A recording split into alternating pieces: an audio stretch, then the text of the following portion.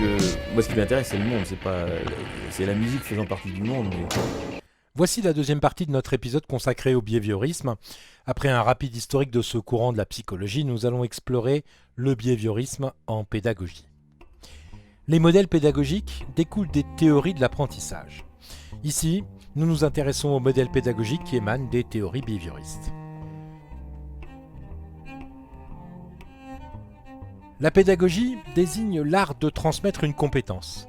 Le terme rassemble les méthodes et pratiques d'enseignement requises pour transmettre un savoir, un savoir-faire ou un savoir-être. Le behaviorisme est la première grande théorie de l'apprentissage à avoir fortement marqué les domaines de l'éducation, de l'enseignement et de la formation. Skinner en est le précurseur, on parle de behaviorisme skinnérien. Pour Skinner, l'enseignant doit présenter uniquement la partie de la discipline la plus proche des possibilités actuelles de l'élève et s'assurer que cette partie est bien apprise. La force du behaviorisme a été de proposer une théorie complète de l'apprentissage.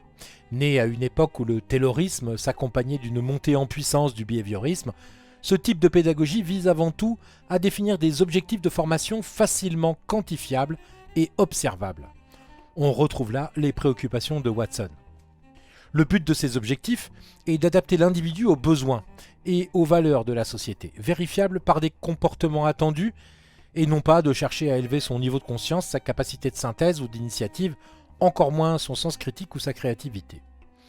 À sa création déjà, le Conservatoire de Paris avait pour objectif premier de former des musiciens pour les orchestres militaires, la musique étant considérée comme susceptible de développer le sentiment patriotique. À l'origine, le conservatoire est donc un lieu qui place la rentabilité de l'apprentissage au cœur de sa mécanique à des fins d'exécution. Pas étonnant donc que l'enseignement musical utilise cette approche massivement. Mais revenons au behaviorisme.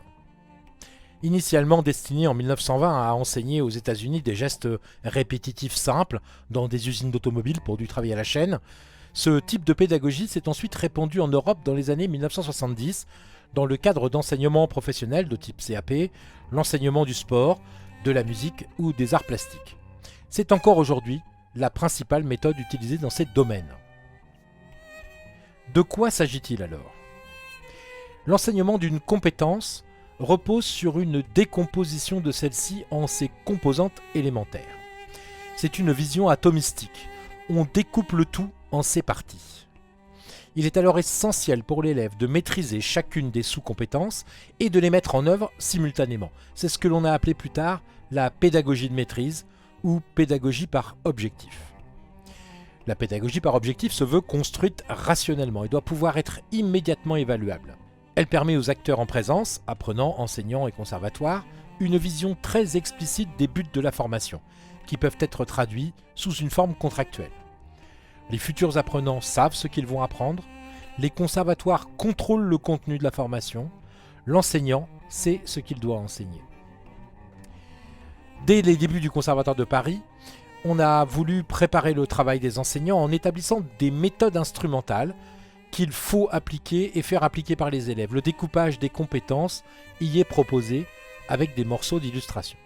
Émile Durkheim, dans un cours donné en 1904 sur l'évolution pédagogique en France, nous explique. Un programme ne vaut que par la manière dont il est appliqué. Il faut que les maîtres chargés d'en faire une réalité le veuillent, s'y intéressent. C'est à condition de le vivre qu'ils le feront vivre. Ce n'est donc pas assez de leur prescrire avec précision ce qu'ils auront à faire.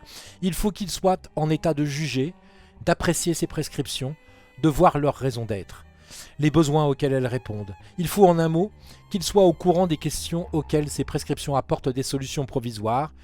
C'est dire qu'il est indispensable de les initier aux grands problèmes que soulève l'enseignement dont ils ont la charge, à la manière dont on se propose de les résoudre, afin qu'ils puissent se faire une opinion en connaissance de cause.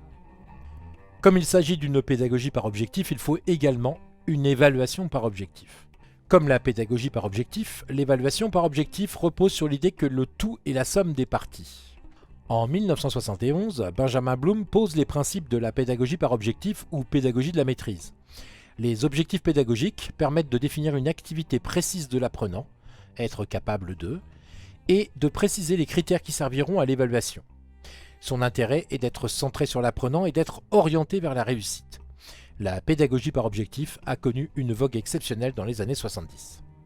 Dans la partie 3 de cet épisode, nous verrons comment se déroule concrètement un enseignement de type behavioriste dans une école de musique ou un conservatoire. Donc, moi, ce qui m'intéresse, c'est le monde, c'est la musique faisant partie du monde. Mais